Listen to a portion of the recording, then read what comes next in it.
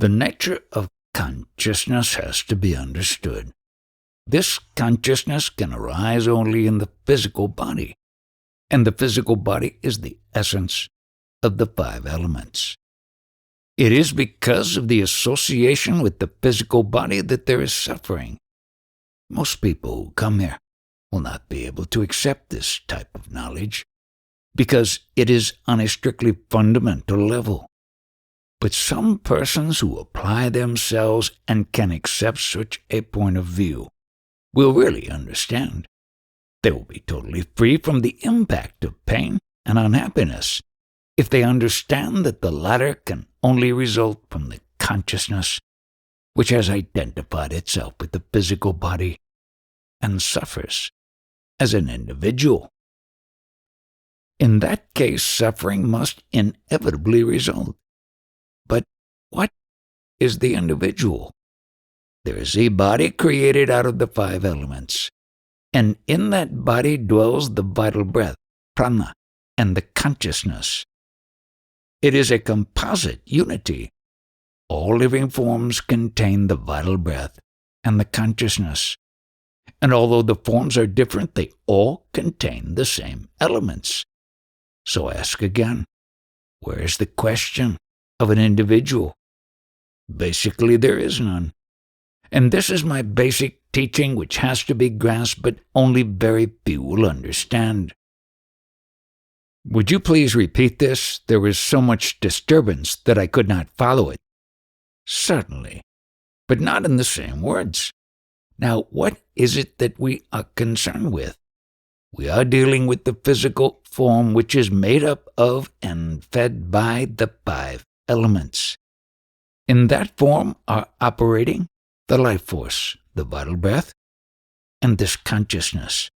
That is the knowledge I am, or the sense of being, the sense of existence. The latter is the sentience, which is the gift of the consciousness. This is the total that we can perceive. The body, the vital breath, and the consciousness. All forms are made of the same components. So where is the question of an individual? Throughout all this, the individual as such has never come into being, and for this reason there is no need to identify oneself with anything. Yet one does. The consciousness identifies itself with the body, and in this way the individual comes into being. So long as this is a fact, that individual is bound to suffer. And what I am neither the body, which is merely the five elements, nor the life force, the breath, nor the consciousness which comes into the body. I must identify with the consciousness as long as the body is there, because it forms one unity with it. But in actuality, I am none of these things. While the body exists, I am the consciousness, which merely witnesses whatever is going on. When the body dies, the life force leaves and mingles with the air, and the consciousness mingles with the universal consciousness. I am essentially nothing identifiable in this consciousness, being only its witness. And what I am in the absolute sense, it is not possible to convey in any words. In that ultimate awareness, nobody has any consciousness of being present. The presence itself is not there, in the absolute. No person not interested in the subject would want to come here. So one can only assume that those who attend are vitally interested in the subject and have done their homework. Thus the people who come here are all jnanis. But how many amongst us know the nature and the basis of this consciousness that I am, which exists so long as the body is there? Each of us must say, I am, and realize it. There is no you, and there is no me as individual entities. When there is an imbalance in the body's substance, illness comes about. But when that material is in perfect balance, there is no illness. Now, how is that? The question was, does the universal consciousness depend on the 5 elements for its existence? The answer to this question is that the universal consciousness and the total manifestation appear simultaneously. The manifestation happens because consciousness is there.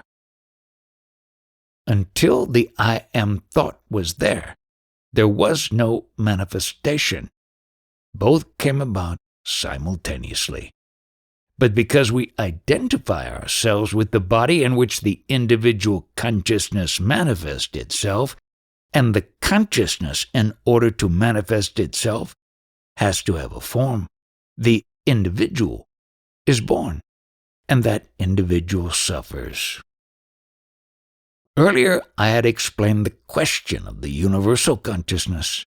The universal consciousness is something like a name given to a city.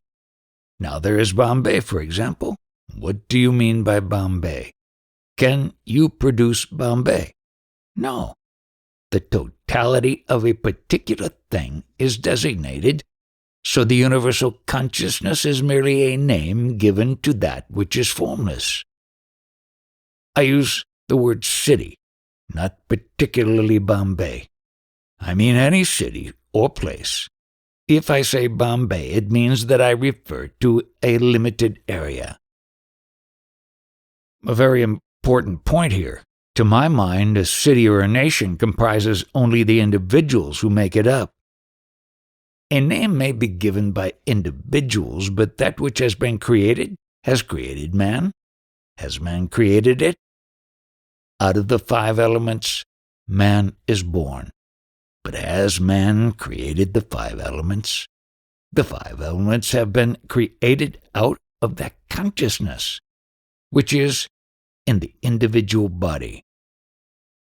The universal consciousness and this consciousness within me, are they the same?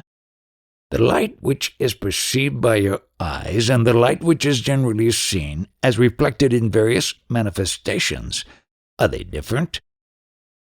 To repeat, the whole problem lies in identification with the individual body and consequently with the individual.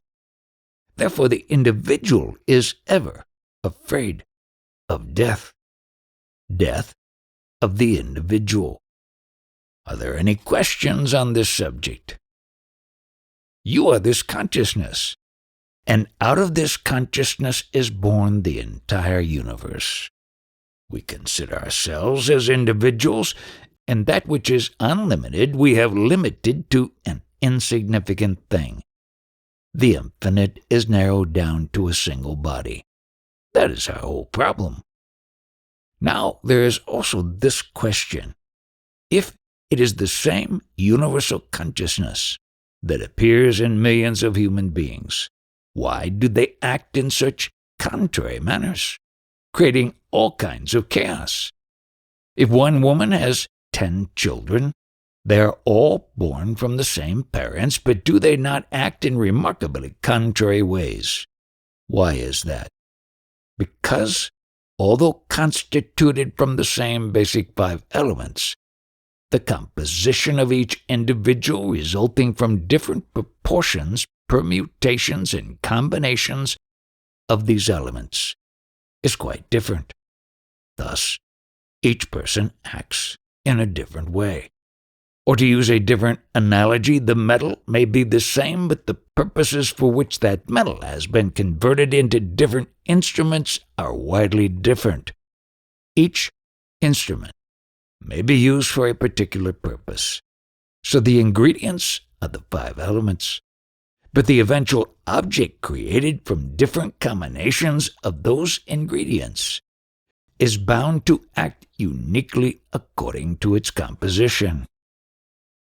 Whose purpose is it, Maharaj? The purpose is the addition of all these millions of combinations.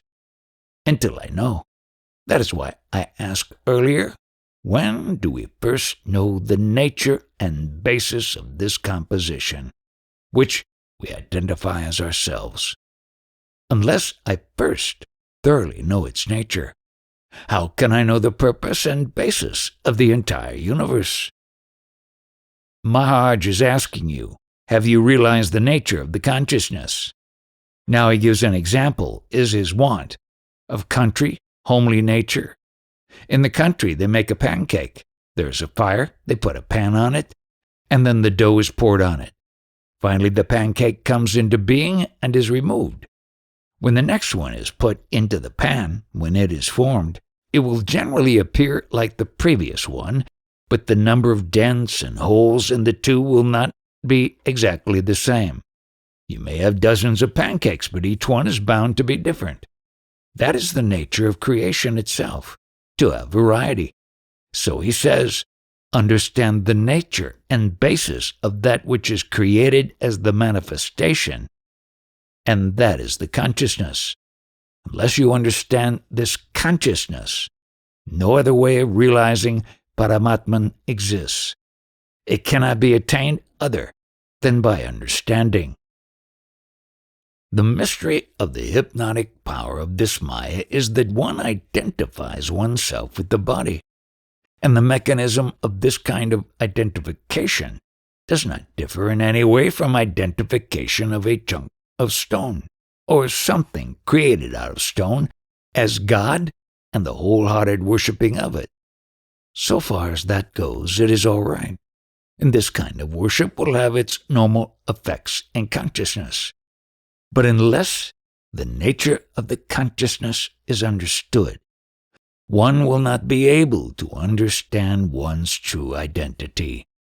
Then, having understood the nature of the consciousness, you will also understand that you are not the consciousness. Anything that you have seen and understood you cannot be. You, as a subject, can only understand something which is an object, and you are bound to accept it as such. If you discuss things with me based on the traditional literature and the traditional knowledge, there will be so many pundits who are so knowledgeable they will eat me alive. And yet, where the basic knowledge is concerned, which I deal with, why do these people remain speechless? Because it is something totally different from anything that can be understood. Whatever is understood, whatever is seen, is not true. Any questions? There is a hymn to creation. It is well known to people who have read the translations. At the end of that, the poem goes something like this. I can only vaguely reproduce it. He, the ultimate knower, the Jnani. The question now is, who said this whole thing? Who caused him?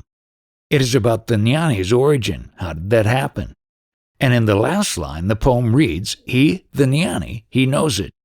Or perhaps he knows not. In other words, you are left in doubt at the end whether he really knows the ultimate. Is that true?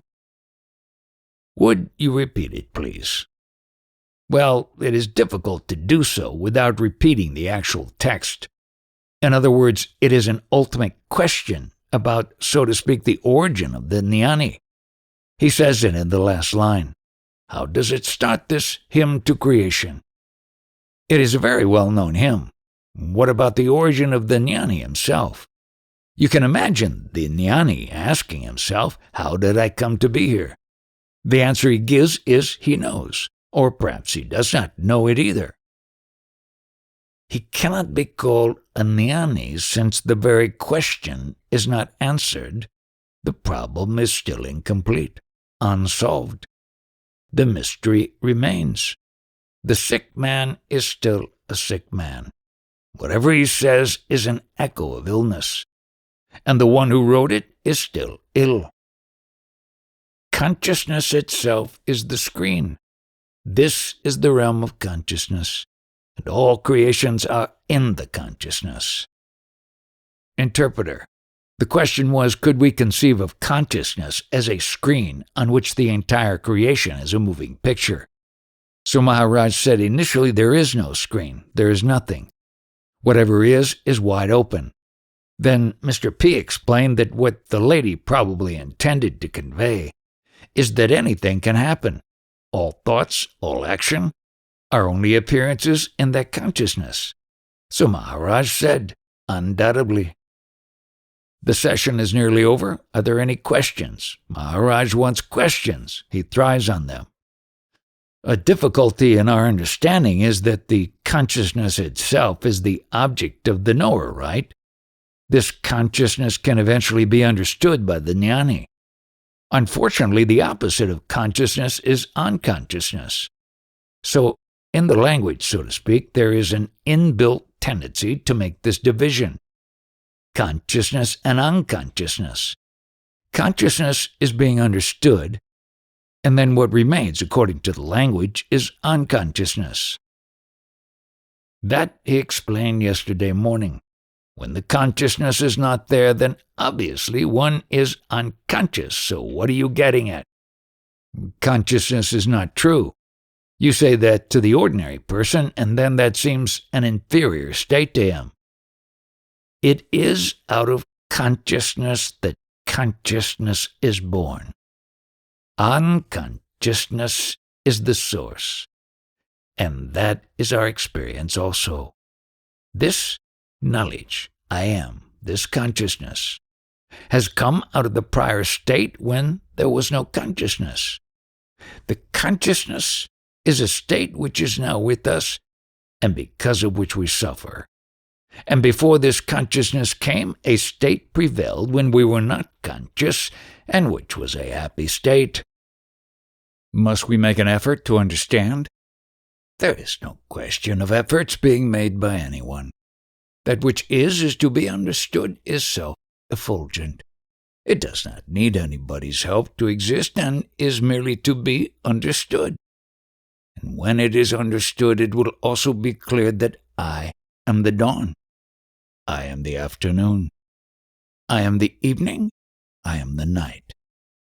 I am the good, I am the bad. And what is to be understood is that if consciousness is not there, the world is not there. And I am not the consciousness. I am apart from it. Although consciousness is so very important, for if there were no consciousness, there would be no world. There would be nothing. Yet I am not that. But even coming to this insight requires effort. Why does Maharaj say there is no effort to be made? Now that you know you are sitting here, you know that you exist, you have that sentience.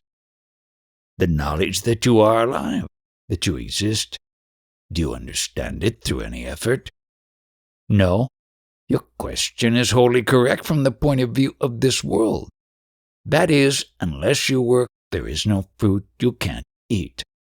So from the worldly point of view, your question is correct. But I don't belong to this world.